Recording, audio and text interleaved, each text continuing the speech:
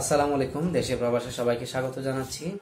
নির্বাচন নিয়ে জাতীয় পার্টির চেয়ারম্যান জি এম কাদের এবং বিএনপির ৩ মাসের জন্য পদস্থগিত নেতা ফজলুর রহমান সাহেব, বীর মুক্তিযোদ্ধা ফজলুর রহমান সাহেব ভিন্ন ভিন্ন প্রতিক্রিয়া জানিয়েছেন আগামী নির্বাচনকে কেন্দ্র করে। আসলে আগামী নির্বাচন হচ্ছে কিনা এবং হবে কিনা এটা যেমন প্রশ্ন, হলে এই নির্বাচন যারা অংশগ্রহণ করবেন, বিশেষ করে বিএনপি এবং জামাত, তাদের বিষয়ে ফজলুর রহমান সাহেব এক ধরনের মন্তব্য করেছেন, আবার টোটাল নির্বাচনকে কেন্দ্র করে জি এম কাদের সাহেব এক ধরনের মন্তব্য করেছেন। তো আমি দুটোই আজকে আপনাদেরকে তুলে ধরছি। প্রথমে আমি ফজলুর রহমান সাহেবের এই মন্তব্য এটা তুলে ধরার জন্য আপনাদের কাছে পরিষ্কার করি এই বিষয়টা। এটা হলো, তিনি বলতে চেয়েছেন যে জামাত ইসলাম এবং বিএনপি, অর্থাৎ আগামী নির্বাচনে যদি এই পরিক্রমায় জামাতের সাথে বিএনপি কম্পিটিশন করে, তাহলে নির্বাচনের আগে যে খেলাগুলো হবে এগুলো তিনি যেভাবে ব্যাখ্যা করেছেন সেই ব্যাখ্যাগুলো মানে একইভাবে আমি আপনাদেরকে বলছি যে বিএনপির বিরুদ্ধে জামাত ইসলাম যে বিষয়গুলো মানে তৈরি করে দিবে, সেটা হচ্ছে সরকার যেহেতু এখন এনসিপি এবং জামাত পরিচালিত, সেই সরকারে বিএনপির অবস্থা হবে কোণঠাসা এবং নির্বাচনে গেলে বিএনপির জন্য বিপদ হবে। এটি এই নেতা বলেছেন, অর্থাৎ বীর মুক্তিযোদ্ধা ফজলুর রহমান বলেছেন। এবং কেন বলেছেন সেই বিষয়টা বলতে হলে আপনাদেরকে একটু বুঝতে হবে যে বিগত 1 বছরে যতগুলো আওয়ামী লীগের ঘর বাড়ি জ্বালা পোড়া, লুটপাট ইত্যাদি হয়েছে, বাজার দখল, মাঠ দখল, ঘাট দখল, প্রত্যেকটা কিছুতে মিডিয়া এবং বিএনপি বিরোধী যে সমস্ত রাজনৈতিক দল তারা কিন্তু একেবারে তাদেরকে হাইলাইট করে দিয়েছে, বিএনপি এটা করেছে সেটা করেছে ইত্যাদি ইত্যাদি। এখন সেই রেকর্ডগুলো কিন্তু বিভিন্ন থানায় আছে এবং তাদের বিরুদ্ধে যারা রাজনীতি করে তাদের কাছে নোট আছে। এখন এই বরাত দিয়ে এই ব্যাপারগুলো যখন একটা ভোটের মাঠ তৈরি হবে কম্পিটিশনের জন্য, তখন জামাত ইসলামের সাথে ভোটে যখন যাবে, তারা কম্পিটিশনে জিতার জন্য জামাত যে কাজটা করতে পারে সেটা হচ্ছে এই ঘাট দখল মাঠ দখলকে কেন্দ্র করে যে সমস্ত ব্যাপার তারা ঘটিয়েছে তাদের নামে গায়েবী মামলা হয়ে যেতে পারে, যেহেতু তাদের সরকারের মধ্যে তাদের একটা প্রভাব আছে, এনসিপির একটা প্রভাব আছে।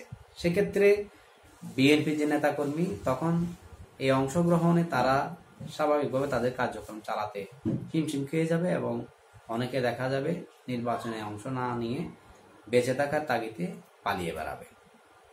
সেই সুযোগটাই কাজে লাগাবে জামাত এবং সেখানে বিএনপি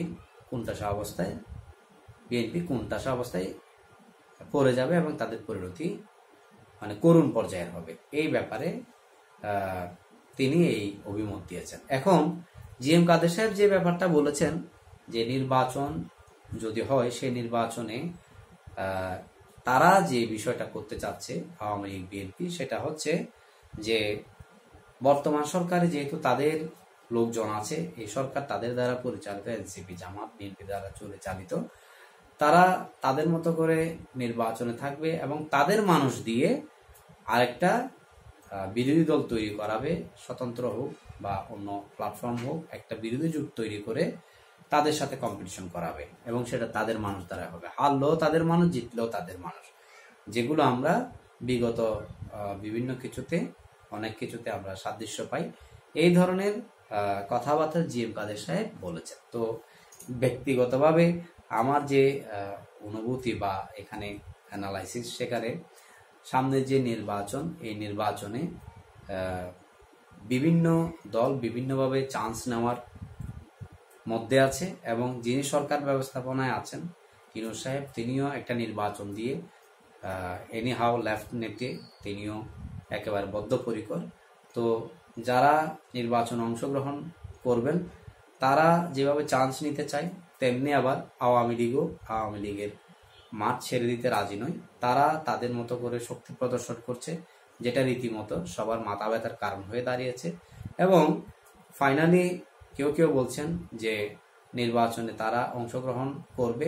সরকারের পক্ষ থেকেও একটা কথা বলা হচ্ছে যে নির্বাচনে হোক বা নির্বাচনের বাইরে হোক, যে আওয়ামী লীগে যারা অপেক্ষাকৃত কম অপরাধ করছেন তাদের বিষয়ে সরকার সিদ্ধান্ত গ্রহণ করবেন। তো এই বিষয়গুলো যখন আসছে, তো সরকার আসলে কি চাচ্ছে, যে একটা ডেমো লীগ তৈরি করে নির্বাচনে আওয়ামী লীগ অংশগ্রহণ করছে এই ধরনের কোনো কিছু শো আপ করার জন্য কিনা, সেটাও আপনাদের বিষয় আমি ছেড়ে দিলাম। এখন যে ব্যাপারটা এখানে উভয়ে অভিযোগ তুললেন, এই অভিযোগের এই উভয়জনের অভিযোগগুলো আপনারা কে কিভাবে দেখছেন, আপনাদের যে মতামত সেটা কমেন্ট বক্সে জানাবেন, এবং আদৌ তাদের সাথে আপনাদের যে ভাবনা এগুলোর মিল আছে কিনা, বা তারা যে চোখে আগামী নির্বাচন দেখে এখানে তাদের মতো আপনারাও দেখছেন কিনা বা ভিন্নভাবে দেখছেন কিনা, সেটাও একটা ব্যাপার।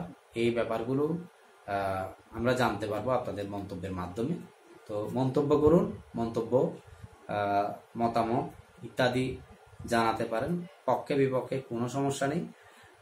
এই বিষয়গুলো আমরা পড়ি, দেখি, বিশ্বের বিভিন্ন মানুষ আপনাদের মতামতগুলো দেখে, সরকারে যারা সংশ্লিষ্ট মানুষ তারাও দেখতে পারেন।